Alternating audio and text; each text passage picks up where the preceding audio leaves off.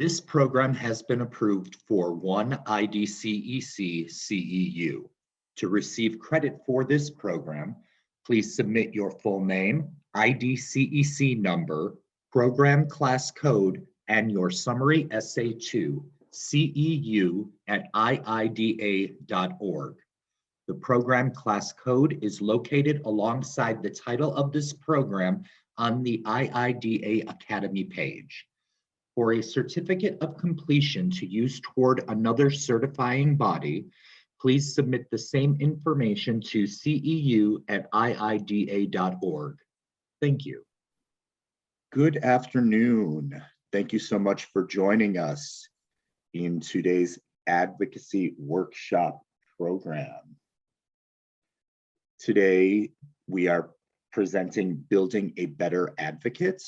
We have a very robust program for you today with two fantastic speakers on our panel, so I don't want to delay this any longer.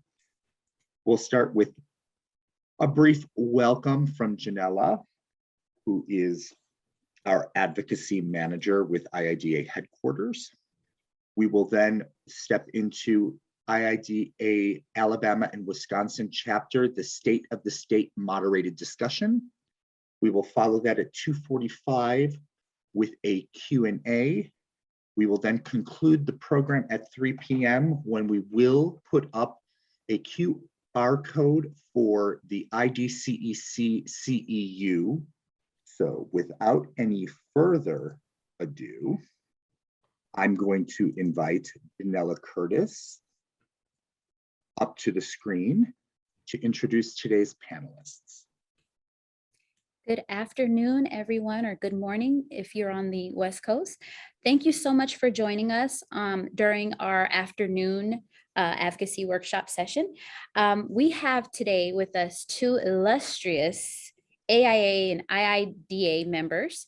First up, Melissa Destry of Wisconsin's chapter, IIDA chapter, and Jim Griffo from Alabama, who is currently the president of the Alabama Interior Design Coalition and an adjunct professor at the Samford University. I'm hoping I'm saying that correctly. We're going to start with both of you guys and jump right into questions. I want to back up real quick. The point of having both of you join us today is basically your experience with AIA and IIDA. I want to start with Melissa, and we'll go and ask you the same question. First, let's start with your background. Give us a little bit about, and don't be modest. We know you both have amazing, illustrious careers. Let's start with Melissa. Don't be modest with us, Melissa. Give us your background. I have to show everybody off my most illustrious award I've ever won. I don't make sure the reflection has gone there. 2017 Advocate of the Year from IIDA HQ. And let me tell you how we did it. And I could not have done it without the other Wisconsin chapter members. But I am a licensed architect as well as a registered interior designer in Wisconsin. I've actually practiced on 5 continents. I have done product store concepts on 5 continents, and it's been a fabulous experience. I've also owned my own company for 20 years. I have been a member of AIA for 28 years. I was chapter president of the state of Wisconsin. I was a very active advocate for AIA in regards to historic preservation, energy efficiency in the early 2000s. Going to Washington, DC 4 times a year. So I had my I have my claws in, how do you do that? Like, how do you go, meet Russ Feingold or Mark Pocan or, all these kind of Congress people and senators. I was recruited by my now fellow IIDA members, I think about 2005-ish, to start participating in IIDA. I became a member because our practice is interior architecture. And at the time I was a registered interior designer because I was doing actual airports. It was like one of the areas I was very focused on interior design for airports. And So I was very fortunate to participate. I then a year later was recruited to be on the board. And when I was on the board, I became president of IIDA Wisconsin. And I volunteered to start the advocacy position because Wisconsin was a newer chapter. They had not had, in 1995, we got a Title Act. And that group of people was still around. They were available when needed, but there wasn't actually a board member in Wisconsin that did advocacy. And I was like, hey guys, you know, I did it for AIA. How about I do it locally for IIDA? I kind of get the process, things like that. So as I was past president, started doing advocacy, and then the next year I became vice president of advocacy for 6 years, despite Cheryl and everyone at our annual meeting saying you should only be in the position for 2 years. And then me suggestions like, hey, should I not do this anymore? We've made a lot of progress when we started, needless to say, so the Advocacy Award in 2017, and I will tell you more about the progress we're making. Yep. But I have built an advocacy committee. I have a wonderful group of about 20 active people in Wisconsin that do advocacy. So I look forward to getting more questions and telling more about that. Yeah, I do as well, because Wisconsin has an active bill right now that we're pursuing. We'll go into that in a few minutes. But just to give you guys a heads up, maybe you can do your own research on it. SB 344 in the state of Wisconsin. Mr. Jim Griffo, thank you so much. First of all, I'm so excited to have you both because of the wealth of knowledge you can give our attendees on all things AIA and IIDA. So give us your background, because I really, really want to make sure our amazing attendees who are all in their different phases in IIDA can definitely learn from both of you guys. Give us your background, would ya? Well, thank you. Yeah, I am down here in Alabama, so you still have to pay attention, even though it's from Alabama now. So I'd be surprised. Yes, sir. I have an architectural degree from Georgia Tech. I grew up in Georgia, and when I graduated from Georgia Tech, it was an economic downturn. Couldn't get arrested as an architect. I had a part-time job at an interior design firm, which I reluctantly went to because I never heard of it, had no intention of doing it. It was ASD. They're still around, one of the pioneering firms in the country. And as soon as I landed there, I loved it. And but I did move out, went to Cooper Carey, got my architectural degree, and they came to me and said, "Didn't you used to work for that interior design firm? Maybe you'd like to do the interiors for our buildings." And first I was reluctant. Then I thought, we've got a specialty here. Cut to the chase. I moved to Alabama to go to work for Gresham Smith and Partners, which is a national firm headquartered in Nashville. And stayed there over 25 years and left as managing partner. And my retirement job is at Samford University as an adjunct professor in architecture and interior design program. That's amazing.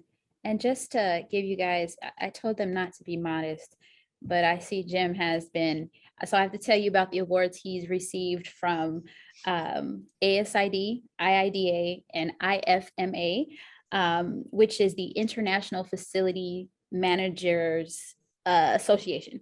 So from ASID, he's received the, let's get this up here, the highest recognition possible. So the ASID Champion Award in 2019, and then in 2015, he received the IIDA Lifetime Achievement Award. And then from IFMA, he received the Member of the Year Award in 2000. That is an amazing career. That is one that, again, I'm so happy that I have you both here today. I mean, if I was an interior designer, I'd get a notebook and I'd be taking as many notes as possible. So my first question for you guys, and thank you for the background on both of your careers. Considering your experience in the interior design industry, describe the relationship between architects and interior designers in your respective states. Melissa, you can go first. So interior design relationships, very early in my work, I was moving toward interior architecture, very interested in it, very interested in lighting, casework, cabinetry design, space planning, just one of my interests. So I, as a licensed architect, would work with interiors all the time. I understood the value that they gave to the project. And they were the first people to get laid off. Every time there was a recession, they were very undervalued by architects that understood buildings as shells of buildings. Whatever happens in the interior is really kind of second nature to what their vision of the structure is, that type of thing. And I was very much a person that really, I want to design the inside out. So from day one, I really liked working in the interior design realm with interior designers who had that impression of interior first. But it's a generational concern because anyone under the age of 40 that's an architect in Wisconsin is really supportive of interior designers and their professional practice and their professional registration. Architects maybe over the age of 50 just don't get it. And it's just not the culture that they were familiar with as they worked in design. So in Wisconsin, it's very much a generational perception. Yes, as I don't know if anyone in any of our guests were able to witness some of the hearings that took place in Wisconsin recently. You could see that in the testimony given by AIA members and IIDA members. So yeah, you're right. So Jim, give us your opinion on and your experience. What did you experience starting off as an architect and then kind of transitioning over into interior design? What did the relationship look like, during the first part of your career? Well, I got lucky. I mean, when I landed at ASD, Associated Space Design, it was associated with an architecture firm, which was the largest architecture firm in Atlanta at the time, and they shared offices. And to my surprise, the interior design side was also architecturally led. There were other architects from Georgia Tech there that did a full comprehensive 3D solution. So there it was accepted fairly well. When I left to go to Cooper Carry, it was a little bit different.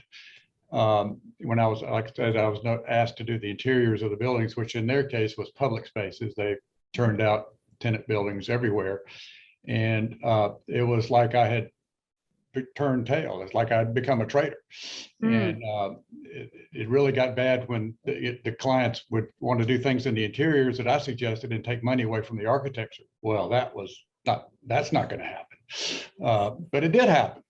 And stayed on until Cooper Carry formed their own interiors group. And I was the first employee of the Cooper Carry interiors group at the time. If you want to talk about Alabama briefly. Yes. Alabama, surprisingly enough, when I moved to Alabama, there was the Title Act, which was the 80s. It was the first state to have a Title Act. I'm not sure how it got done because there was no IBD, there was no IDA in Alabama at the time. ASID shoved this through the legislature. And I think as a Title Act, they kind of said, well, let's make them happy. It'll be fine. Nobody's going to really do anything. So they can call themselves whatever they want. When I came to Alabama, I was director of interior design, and they thought it'd be a nice idea if the director of interior design was a legal interior designer. So I had to take the NCIDQ after I moved here. The Registration Act was passed in 2005, which gave interior designers, the term registered interior designer is protected by law, and interior designers can seal drawings for building permits up to a certain square footage and within certain occupancies. And that's been since 2005. So let me ask you, when you said you transitioned into the interior design space, was it that pushback you got from maybe your clients and maybe AIA members that kind of propelled you to just push forth with, becoming an IIDA member? What was the catalyst to that? But again, I think I got lucky when I came to Gresham Smith. I mean, they hired me as a director of interiors. Yeah. And I think they thought I was safe because I spoke architect and wouldn't go too far off the deep end with it. Well, other things happened later. Yeah. But we'll get into the things a little bit later about Alabama and how it got the relationship with AIA, which has been cantankerous occasionally, but more congenial lately. Yeah. And I think that's, like Melissa said, it's maybe a generational thing. Maybe this younger generation of architects are becoming a little bit more open to sharing spaces with interior designers, registered interior designers. So I'm hoping, cross my fingers, that we can see more of that. Wait, I'm going to interrupt you. Yeah. Won't be the last time. That's okay. Be careful with this generational thing there, Melissa. You're talking about me now. Yeah. Uh-oh. And you are enlightened and many of them aren't. Yeah. What we found in Alabama when the Registration Act was being contested, and it was contested hard for a long time, national AIA was dead set against it. Mhm.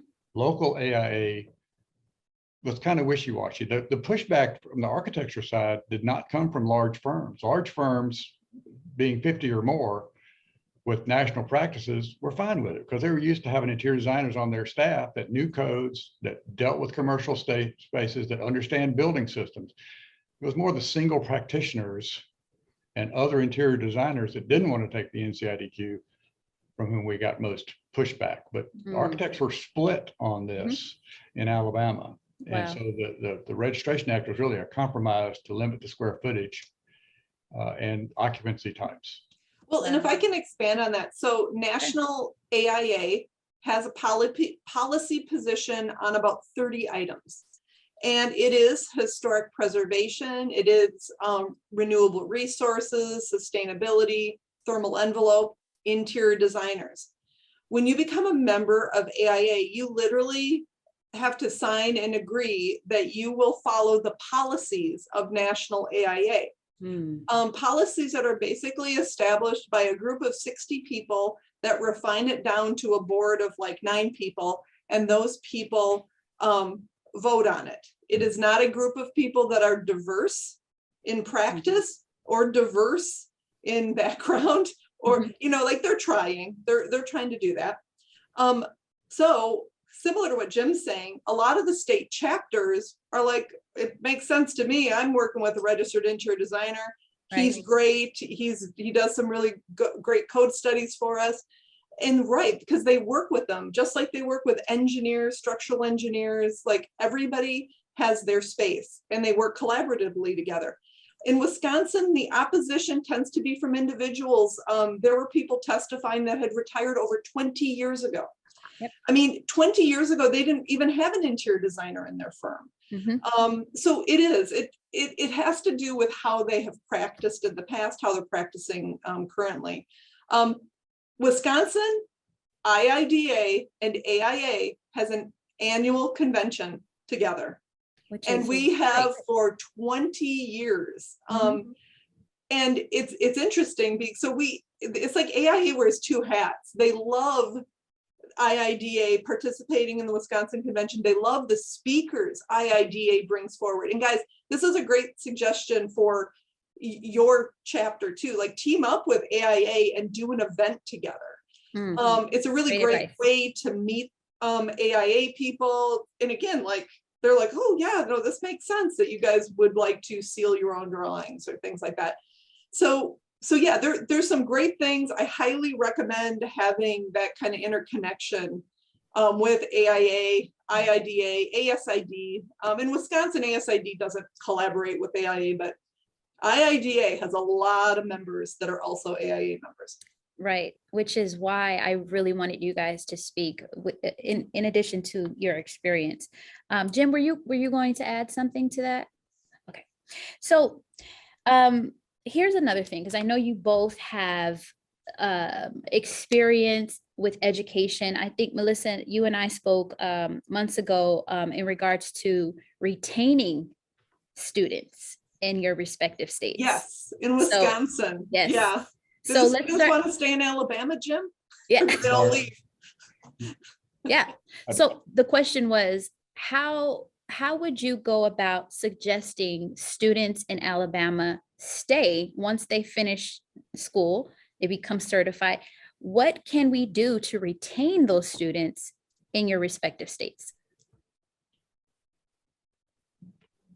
Actually hasn't been a problem. Okay, awesome. It depends on what city it is. I mean, Birmingham, Huntsville, the larger, what passes for urban areas in Alabama, have no problem retaining. Awesome. At Sanford, 20% of the students here are in interior design architecture are from Alabama. 25 Awesome. to 80 That's to awesome. 75 to 80% are for most of the Southeast. And a lot of them stay here because they like it. Maybe they don't want to go home. I don't know. Birmingham, surprisingly enough, has a very robust design and construction industry, varied types and project types, and they find a place here. Plus, we push them into internships locally, and they sort of get, Awesome.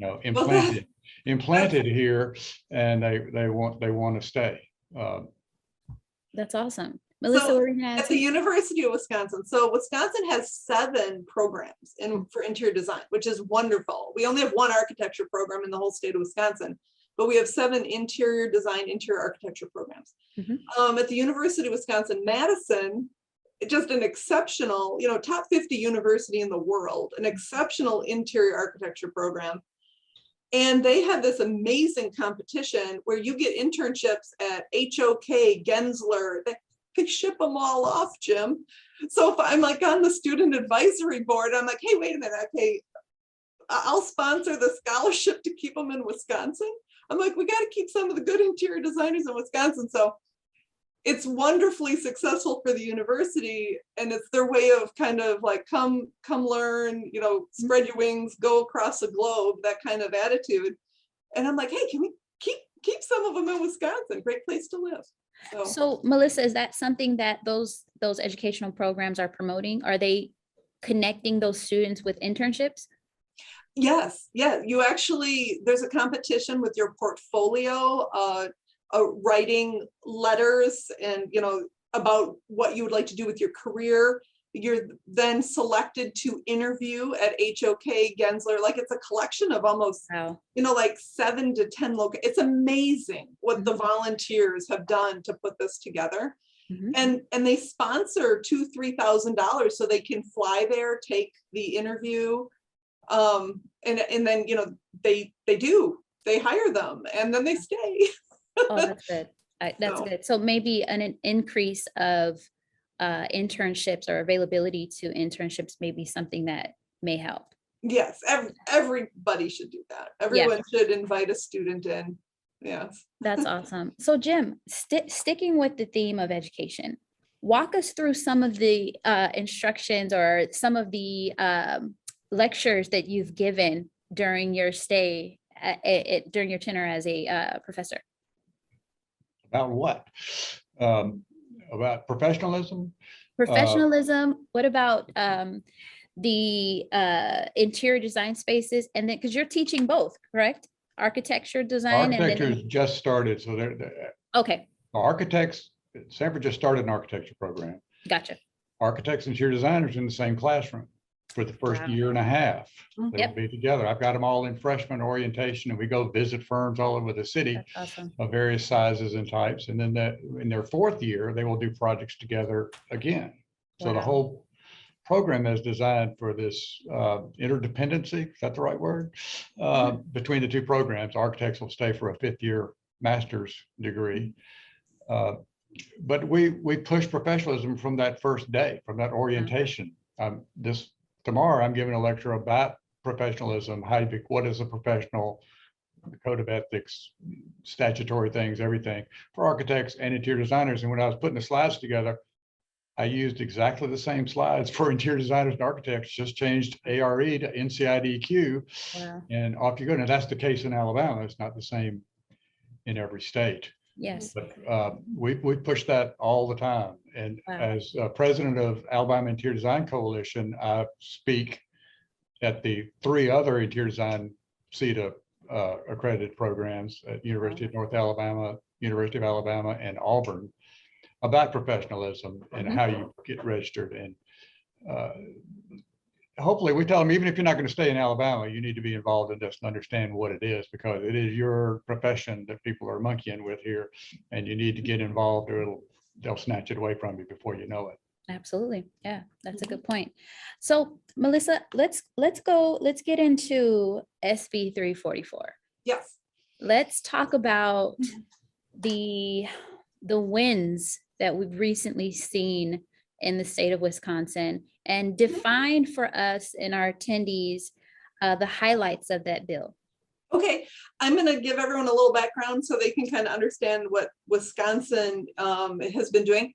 2015, we were more advocate related, like the board, we were ready to kind of do some things. We actually decided to get rid of our coalition because we could actually, let's just say, lobby through IIDA and ASID. So ASID and IIDA in Wisconsin, we started as a group to actually dissolve our coalition.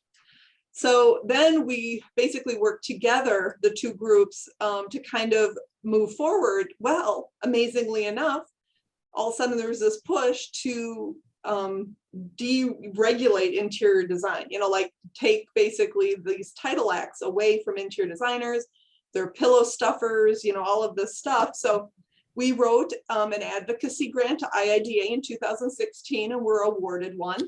And this allowed us to engage lobbyists, which we know as Buddy and Ryan. And Buddy has spoken to this group multiple times, and they are still our lobbyists.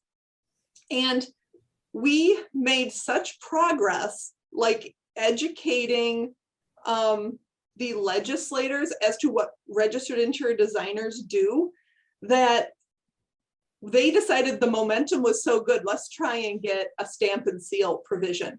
But I just want to let you guys know what we did.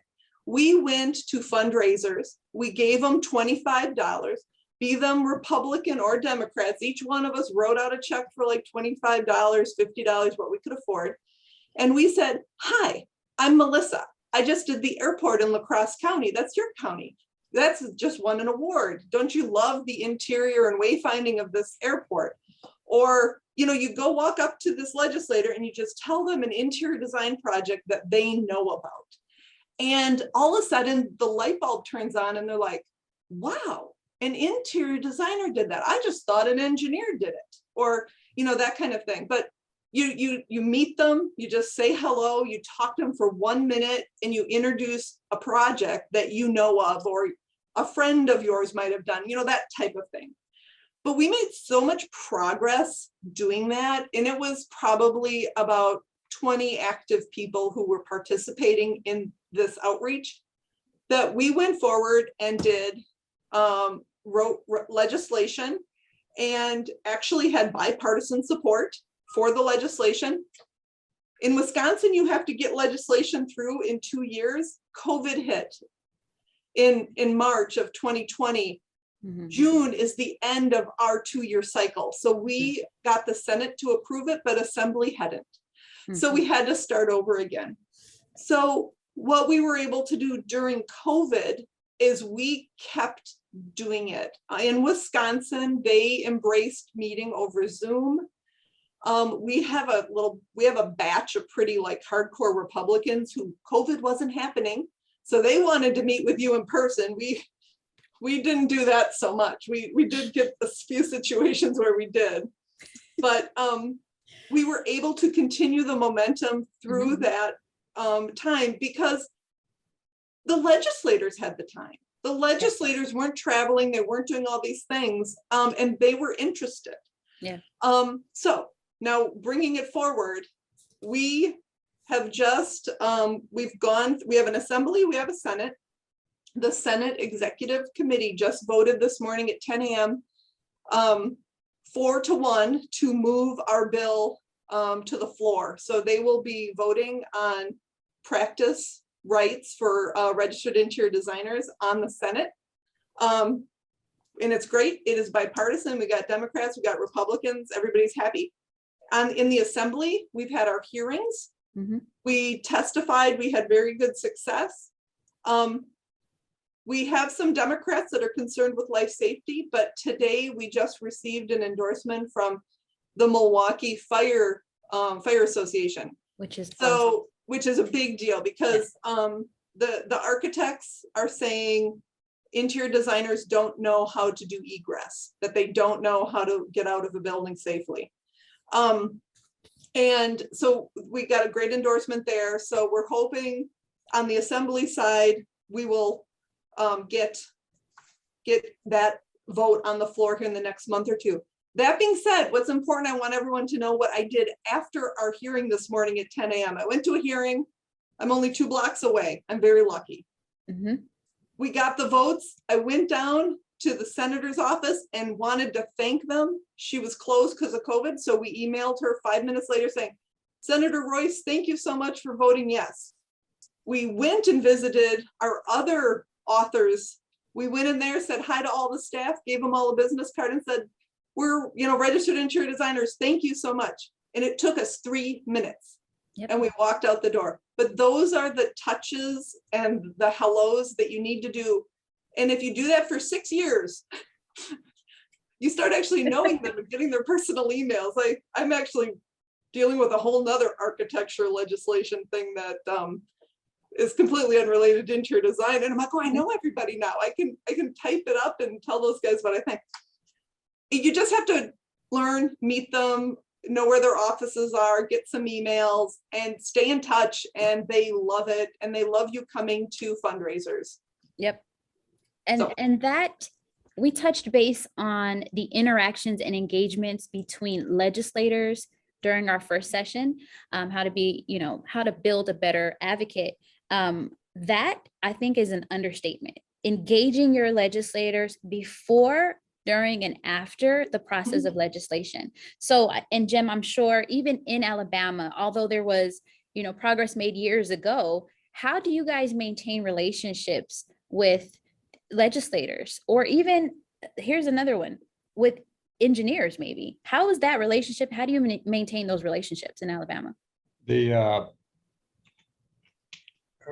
Alabama's law allows for sunsetting of any statute. And we just, this past legislative session, early 2001, passed sunset committee, voted on, signed by the governor for another 5 years, which means the legislature next week can decide to vote it down. It didn't really mean anything. It just means it's off the table for a while and not in their face. Having interior designers in Montgomery, you mentioned about legislators knowing what projects they worked on. They're down there in the thick of it. Birmingham is not the capital of Alabama. Montgomery is. And Alabama's no better or worse than any other state. They like to see people come see them. And if nobody's making a stink about it, you can pass just about anything. But letting them know that you appreciate it and finding out who has a personal connection. Sometimes there's a legislator whose wife, daughter, son is an architect or interior designer. Make sure they know this legislation affects their business and their ability to do business. You tie it back to a business side, health, safety, and welfare, and business, creating jobs. They love and that. Know that the firms in Alabama, I mentioned the construction industry. There's a contractor 3 blocks from where I'm sitting that does 90% of the U.S. embassies in the world. Wow. $1 million jobs. Wow. And the government sometimes requires registered interior designers to be part of that, just like they do registered architects. And you tell these legislatures that we're going to lose a lot of daggone money if we don't have our people accredited this way. And they go, well, okay.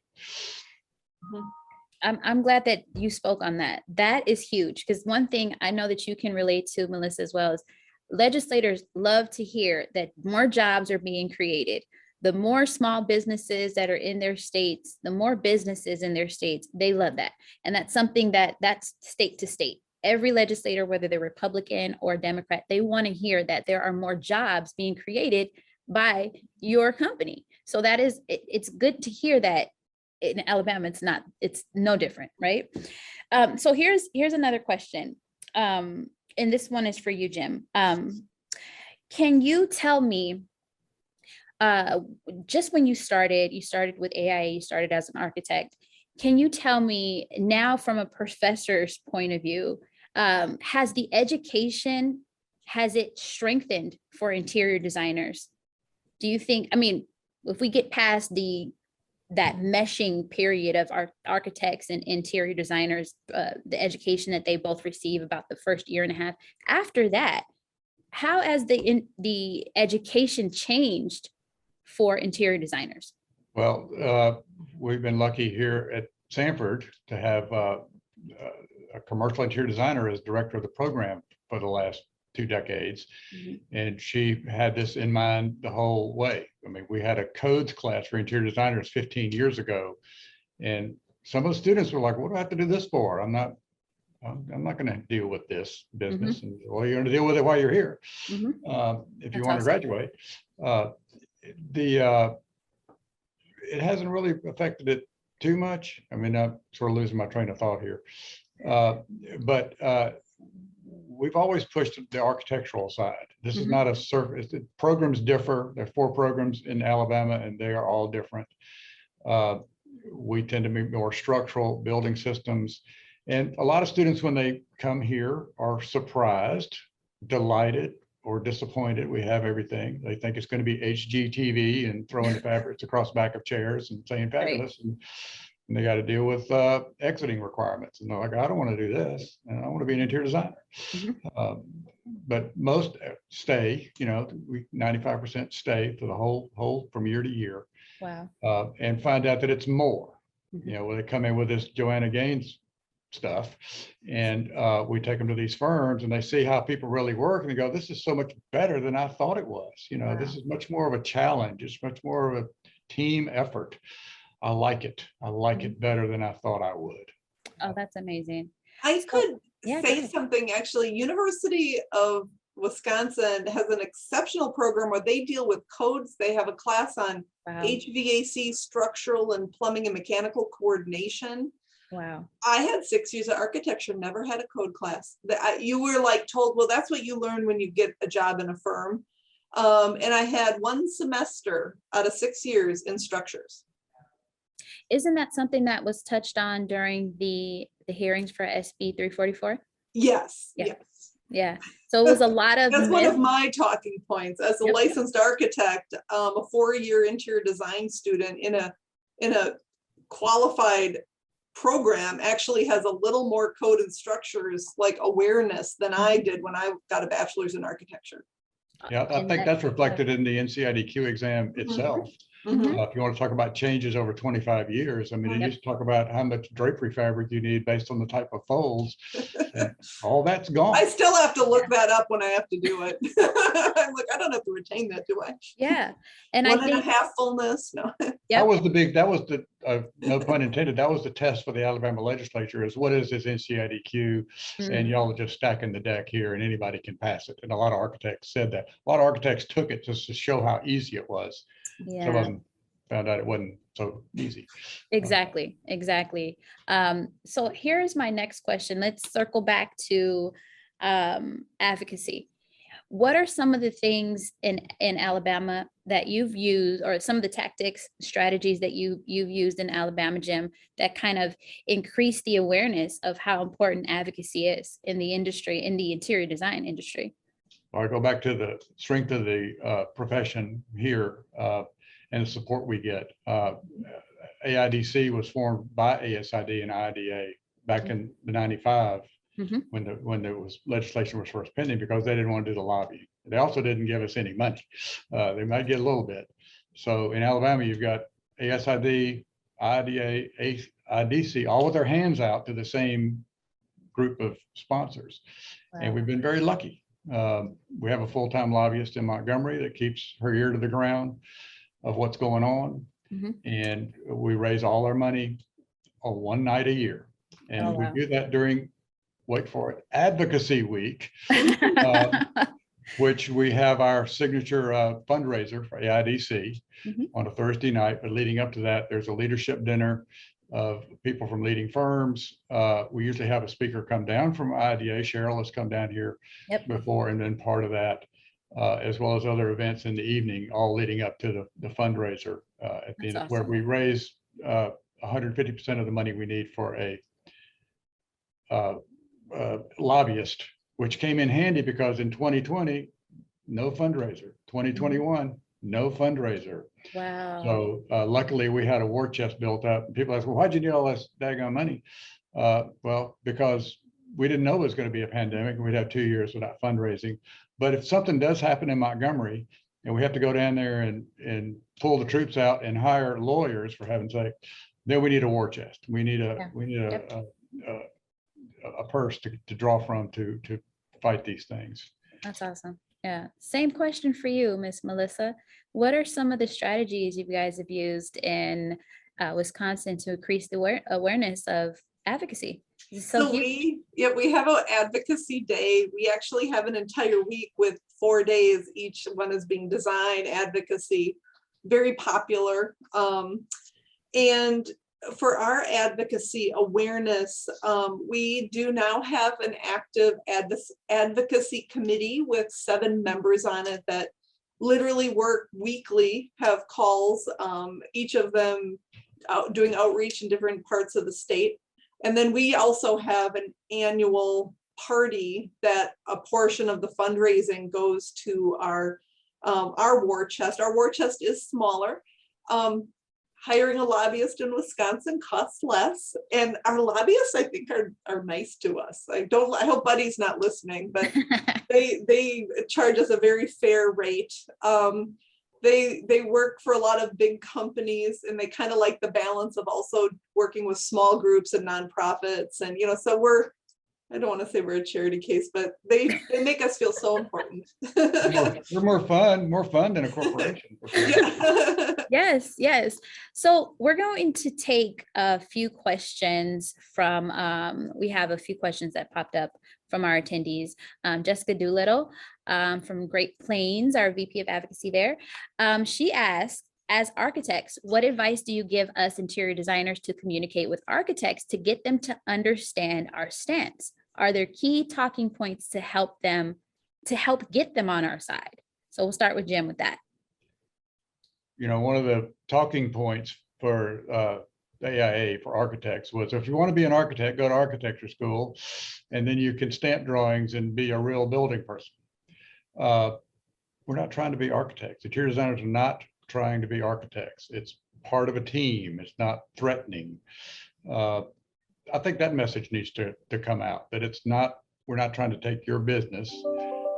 One of the things we say out here, whenever there's a recession hits, every architect becomes an interior designer because they all become renovation experts. Melissa, I think you've said that before. Yes, Yeah, I've said it more than once. I'll probably say it. yeah, it's a thing. But just, we're part of the team, and if you can get other architects on your side, even better. That works. Sometimes people move from firm to firm, and they take their attitudes from one firm to the other. And it's percolating down in Alabama to the smaller firms. We don't really get much pushback from architects anymore, surprisingly enough. Wow. The last time we went through Sunset, it went through the committee unanimous floor vote.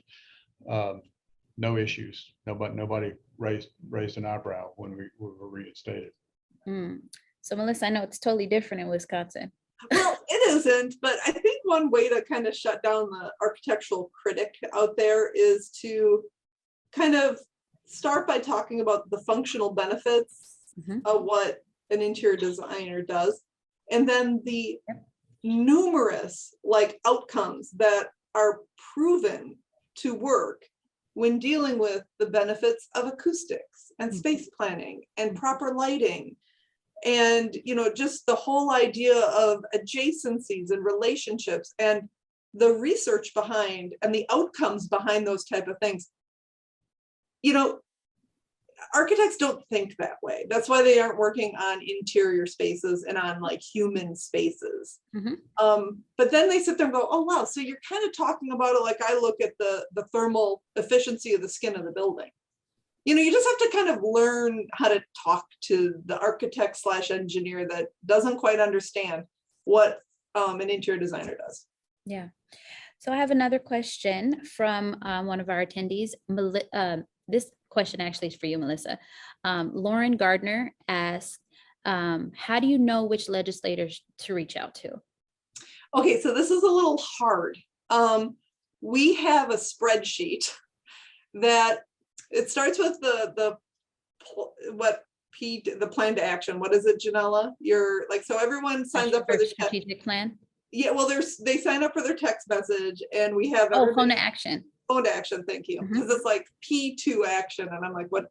We actually start with that database, and we get a download from Janella, and it shows every single legislator district with the addresses.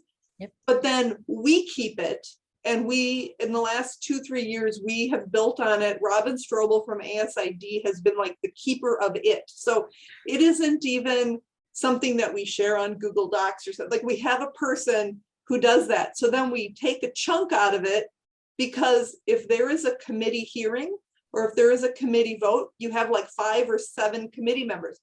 We pull the chunk of those 7 people out, and we literally, either me and those 7 people in our committee, we call or email those people, say, hey, call or email your legislator. So we literally will do that manually, but then we'll also send out a phone to action to everybody as well. But we do kind of maintain this little spreadsheet, so we can figure out where people are. So real quick, for anyone who has questions about what phone to action is, it's one of our awesome resources in advocacy. It is it's a database that collects information, and we'll touch base on this. And actually, we can maybe show a slide after our discussion, and just to see, so you guys can see how this works. So you would text a number. This is how a IIDA members sign up, or anyone really. Text the number, and then the text message will reply, and it'll show you, ask you, what zip code do you live in? And that zip code, it's 2 minutes. It literally, this process is 2 minutes long. You enter your zip code, and it asks you basically a little bit more information, and then your information gets put into a database for your state. And then it will literally, like, man, it's just an amazing process. So it'll put your information connected to whatever district you live in for that state. And that's how we go about making sending emails to our legislators so easy. This is one of the tools we use. And this is how you guys galvanized your members in Wisconsin, right?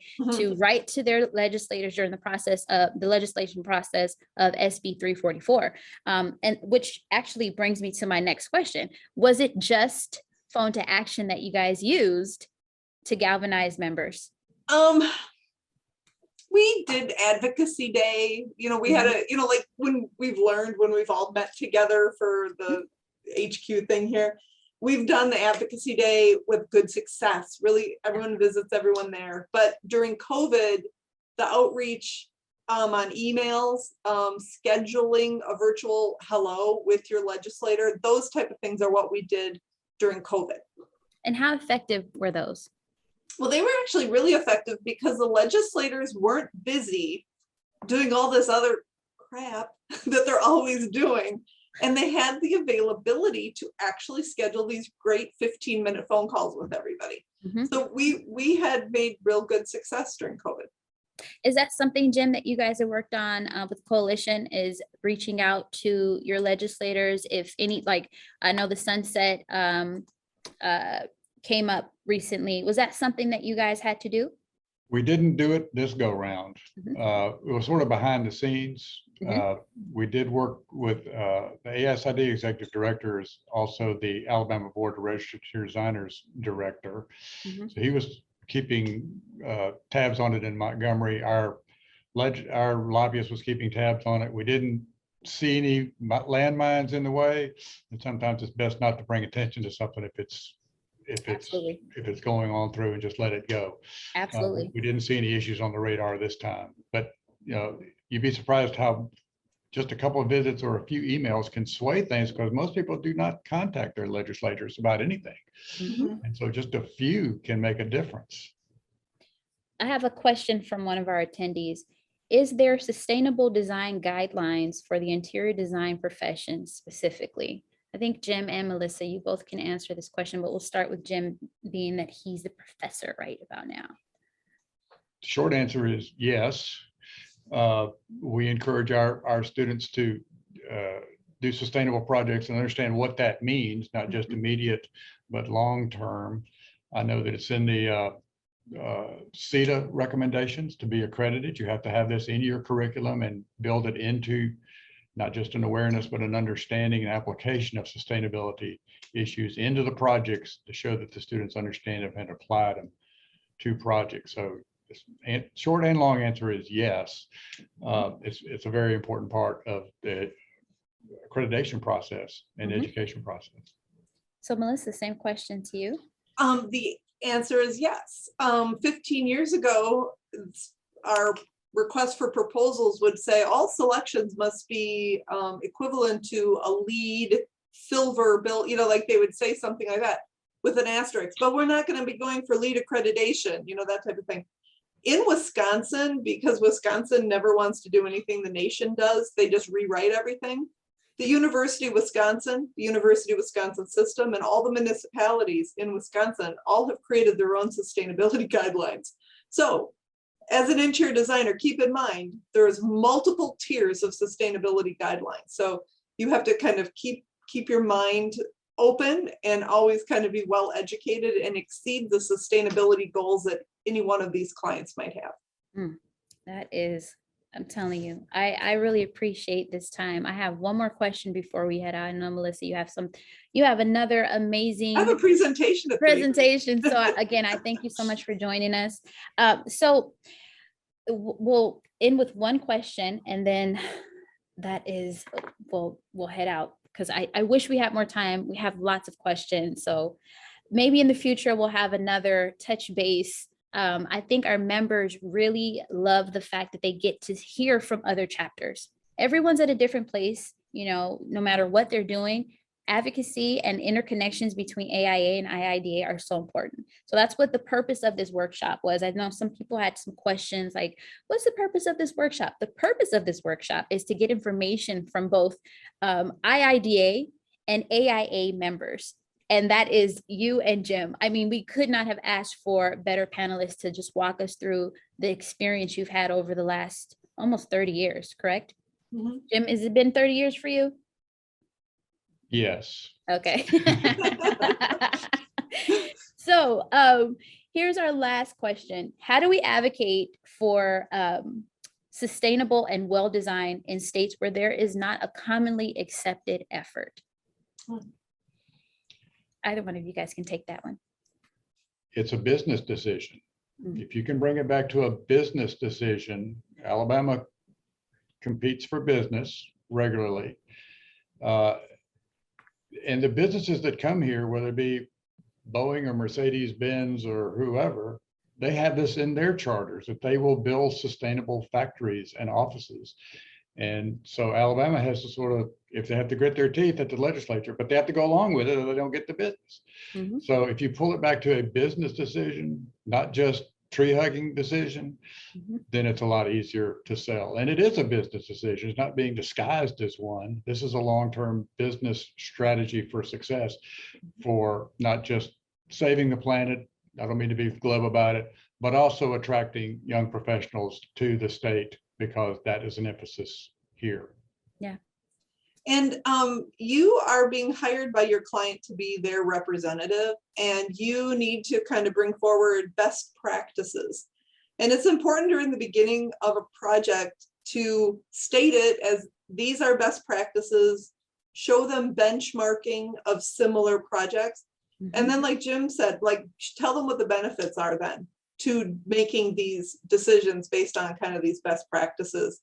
Is it maintenance, energy efficiency, indoor air quality, things like that? So I've been trying to do the biophilia thing, and it doesn't work for me because I can't get past the maintenance issue of like maintaining and watering plants.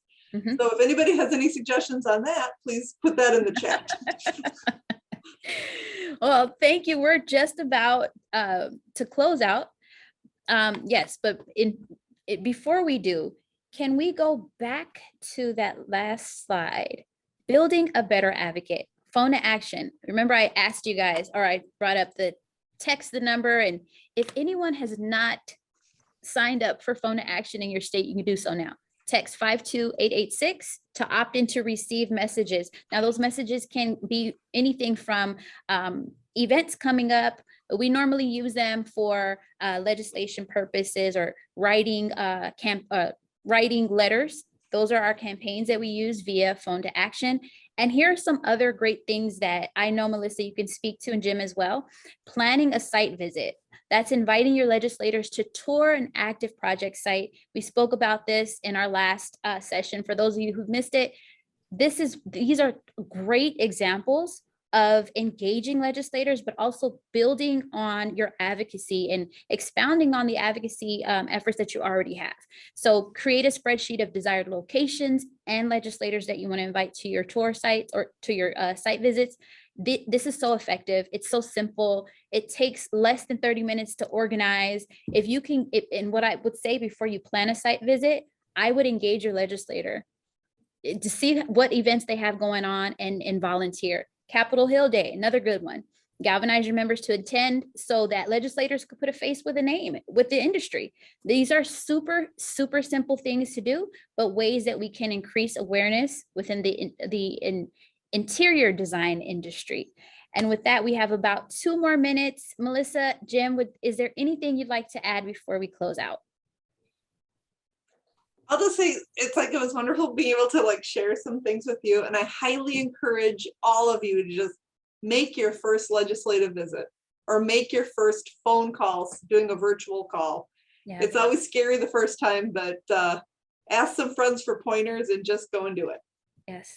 Jim, do you have anything to add for Yeah, I us? took some notes about doing these, talking to legislatures about especially big projects in Alabama that they were done by interior designers. And, they're probably surprised. Some of the Mhm. marquee projects are all done by interior designers. Exactly. And they don't really realize that. It's worse. You said they thought the engineer designed it. Here, they think the contractor designed it. So Okay. Yeah. it gets Yeah. even worse sometimes. And she's actually worked on the Capitol in Wisconsin. So Nice. that was State a great capital. thing. Yeah, that was a great thing to be able to let legislators know